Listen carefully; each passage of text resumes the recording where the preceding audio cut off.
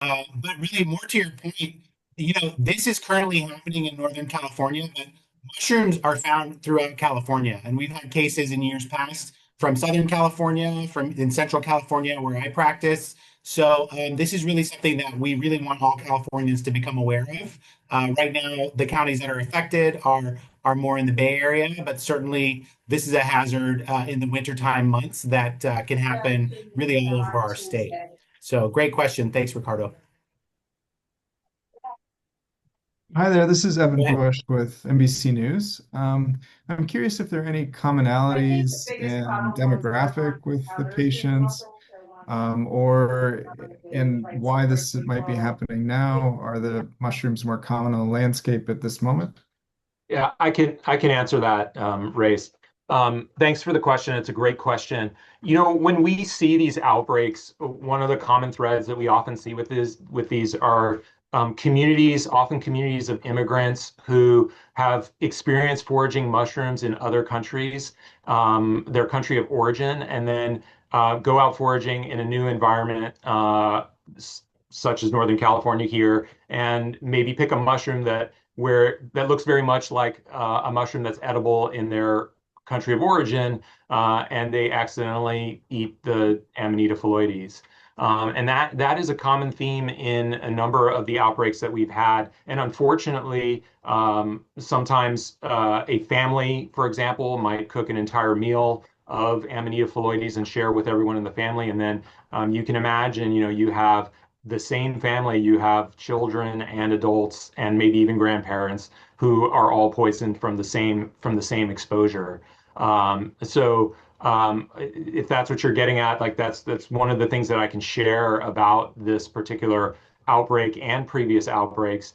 In terms of your question about, why now, typically, after rains is when the mushrooms tend to fruit. And so we had some early rain at the beginning of November, which probably, I'm not a mycologist or a climatologist, but those are definitely important factors in terms of these mushrooms fruiting. But as Ray said, these mushrooms, we're getting reports from mycologists that these mushrooms are in Sonoma County, they're in the East Bay, they're in the South Bay, they're in Salinas, Watsonville area, all over Central California. And I suspect that they will also be fruiting in other areas of California as well, even in Southern California. So that's why we wanted to get the word out to everyone across the state, not just the Bay Area communities. Just to clarify, Dr. Smolin, you mentioned that like the same mushroom or the same mushrooms that have been collected at the same time could be behind an outbreak. Is that what is happening in this case? Is Yeah, this the same mushrooms that are harvested that are causing this among multiple people? yeah, I'm not sure if I understand your question completely. I'm going to try to answer what I think you're asking, and that is whether or not there are groups or cohorts of people that have ingested the same mushroom. And that is the case in this outbreak. There are cohorts of people within families that have ingested as a meal this mushroom after people have gone out foraging. So and that is something that we have seen as a common thread in other outbreaks are communities that feel like from their country of origin they understand and know mushroom hunting, but when they come to a new environment, there could be these look-alike mushrooms that they then ingest. How big are those cohorts? One of the cohorts in this particular outbreak was up to 7 people.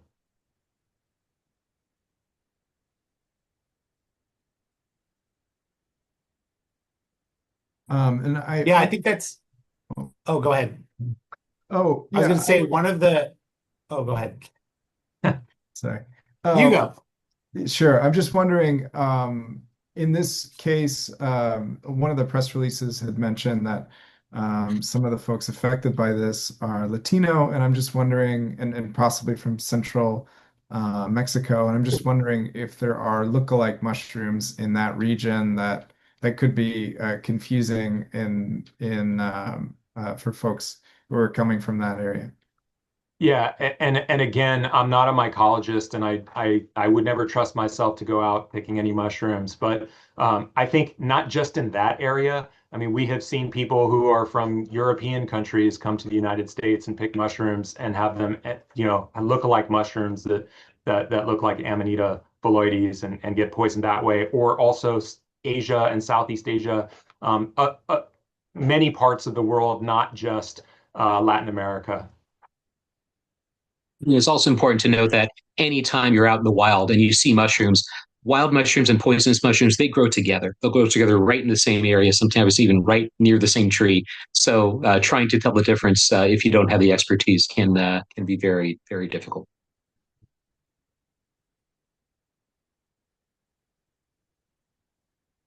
So there's a request to have the Spanish speaking panelist, Dr. Laird, give a quick summary of this outbreak. So if you're ready now, Giovanni, you can go ahead and unmute, and we'll hopefully hear a recap in Spanish for our Spanish media. Thank you. Hi, soy doctora Giovanni Laird. Soy una farmacéutica con el Centro de Envenenamiento de California Poison Control System, y esta advertencia de hoy es sobre un brote de hongos venenosos silvestres que se han encontrado en mayoría en la área de la Bahía de San Francisco y el condado de Monterey. Hasta la fecha, hemos tenido 23 personas que han sido hospitalizadas por el ingestión de hongos venenosos silvestres. Ninguno de los pacientes compraron los hongos o champiñones en un mercado. Todos fueron hongos que habían piscado en el bosque, en la naturaleza. Entonces, la advertencia hoy es para decirle a todos que por favor no vayan a piscar los hongos en los bosques. Es muy difícil de saber cuáles hongos son comestibles y cuáles son peligrosos. Y hasta la fecha, como habíamos dicho, hemos tenido 23 personas que han sido hospitalizadas, incluyendo desafortunadamente una muerte. Y muchas veces los síntomas de intoxicación pueden ser atrasados y usualmente causa como dolor del estómago, vómito, náusea, diarrea, y luego más atrasado puede causar fallo de los órganos, incluyendo al hígado y al riñón, y en muy pocos casos puede causar la muerte también. Entonces, nuestros consejos de seguro es, por favor, no vayan a piscar los hongos silvestres. Si tienen alguna pregunta, piensa que usted ha ingerido un hongo silvestre, por favor llámenos al centro de envenenamiento al 1-800-222-1222.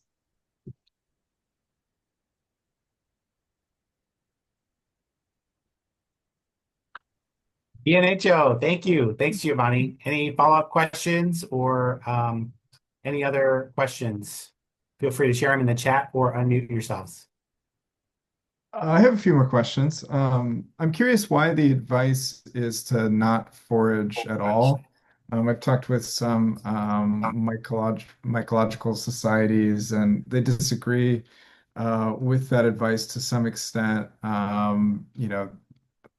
Experienced collectors, with deep expertise here say it can be done safely. I'm just wondering why that's the public health advice that you're giving, and who you're hoping receives that message.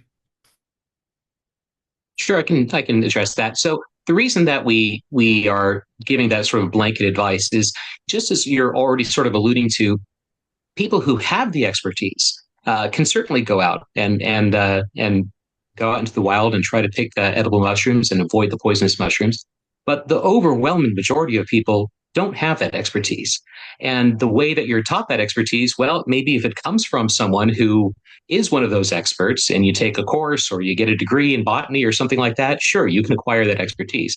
But the vast majority of the public doesn't have that expertise. And we can't be sure as experts at California Poison Control where people are getting that information. in terms of what's poisonous and what's not. So that's why we are putting out that general advice that people generally should not go out and go out and forage for wild mushrooms because you never really know what you're going to get. And as I mentioned before, toxic mushrooms and edible mushrooms can grow in the same area. And because of that, we want to make sure that people are avoiding the toxic mushrooms at all costs, because these are the bad outcomes that can occur. And if you think of the trade-off between having an edible mushroom and enjoying it versus going to a hospital and getting a liver transplant, I think we all know which way that we want to choose. Are you concerned about changes to where people are getting their advice about mushroom edibility and toxicity? Well, there are a number of sources that you can go to on the web. There are people who have web pages where they offer such advice about how to tell the difference between an edible mushroom and a poisonous mushroom. And again, you can't necessarily look at a website like that and automatically know whether or not you're getting good advice or bad advice. And so that's why we kind of go back to our original statement that if you have that level of expertise and you have been trained adequately in this field, then there shouldn't be much of a problem going out and telling the difference between an edible mushroom and a poisonous mushroom. But you really can't be sure about what kind of information you're getting. So that's why we offer that blanket advice. Yeah, I mean, I concur. I think it would be irresponsible for us to have any other message at this time. I mean, we've had 24 very serious cases already, and unfortunately, that may not be the last of them. And so we're just trying to let people know that right now is a really high risk time, just because of what our mycological colleagues are actually telling us about what they're seeing out in the wilderness. Um,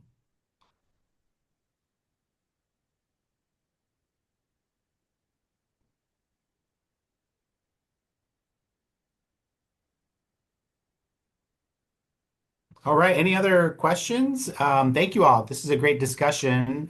Certainly, um, we're learning a lot from all of the cases and really just all of the conversations that we're having. I want to say very, very profound thank you to all of our partners at CDPH, at the hospitals, and in the community-based organizations that are all coming together to help support this outbreak response, and to all of you for helping us get good messages out there to keep communities safe.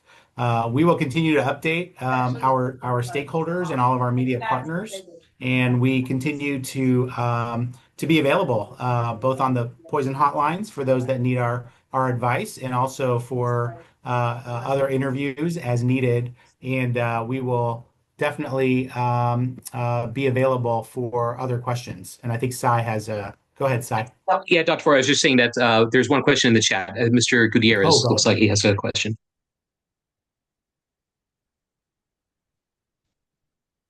Yeah, go ahead. The question is, can we have Ms. Laird explain why the Latino community seems to be at higher risk? Ay, sí, lo que pensamos que nuestra comunidad latino pueden ser un poco al más alto riesgo de envenenamiento de los hongos silvestres es que hay muchos hongos que crecen en otras áreas del mundo, incluyendo países latinos, donde sí son comestibles en esos países, pero no son comestibles en este país. Entonces, en esa manera, hay ciertas comunidades que están en más alto riesgo porque se confunden, se miren muy similar y desafortunadamente a veces comen los hongos venenosos. Great. Thank you, Giovanni. And please look in the chat where you've shared several good websites that we've put together that have a lot more resources, educational materials for the public, as well as for our partners in healthcare and other organizations. And we will continue to update those resources. So please reach out if we can help clarify anything, provide any more information. Certainly, we will do the same with updates as they develop. And with that, I don't know if there's any other closing comments or I think we can go ahead and adjourn unless there's other questions. Oh, Thank you I all have so a much. Thanks, couple more Doctor. Oh, go questions. ahead. Yeah, I Yeah, was yeah. just wondering, so 23 patients total, were all 23 hospitalized as inpatients, or were some people treated and released? Just trying to understand how long people are staying in the hospital when this happens. Yeah, I think I can comment on that. Uh, almost all of them, in fact, all of them were hospitalized. A few of them were able to be discharged relatively quickly within a day or two. Some of them have been in the hospital for several weeks. So there's variability. Some of them are quite sick, as I mentioned, one who's awaiting a liver transplant and one who already received one. But even beyond that, there are several patients who had really significant liver injury that took many days of intensive care to improve. So I hope that answers your question, Evan. Yeah, and were any treated with, I think it's called Silibin. I'm sorry, I'm mispronouncing that. Silibinin. Mhm. Yeah. Yes, and so just getting into the management, which is what you're alluding to, there's a lot of different types of therapies out there, including experimental therapies, and silibinin is one that has been available for many years and has often been tried in these poisonings. It can be difficult to get sometimes and there can often be delays to its administration because it's difficult to get. And some of these patients have received silibinin, along with a number of other antidotes that we often used for liver injury in general. Thanks so much.